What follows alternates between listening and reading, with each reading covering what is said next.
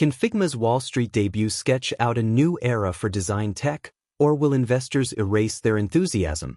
Ahead of Figma's IPO, Jim Cramer digs into the company's fundamentals, its place in the software world, and the challenges it faces.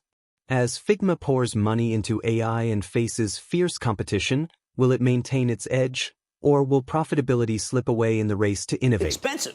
Now, if I'm wrong, you got my blessing to buy this one because this is some great company. But only in weakness, assuming we get any. See, Figma makes design software that's as ubiquitous as it is invisible. If you've looked up directions on Google Maps, if you booked a ride on the Uber app, search for flights from JetBlue, stream shows on Netflix, try to use Duolingo to learn a new language, or networked on LinkedIn, do you know that you've used a product that was designed with Figma software?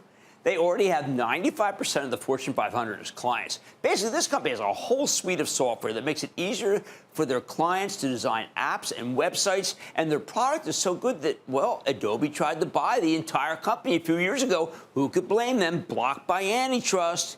You can tell by looking at the numbers. Last year, Figma put up 48% revenue growth, although that sold to 46% in the first quarter of this year, and somewhere between 39 and 41% in the second quarter.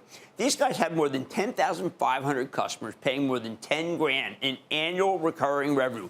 ARR, that's how you measure this kind of company. Last year, up 45% year over year. 963 customers paying $100,000 in annual recurring revenue. And these numbers have both grown nicely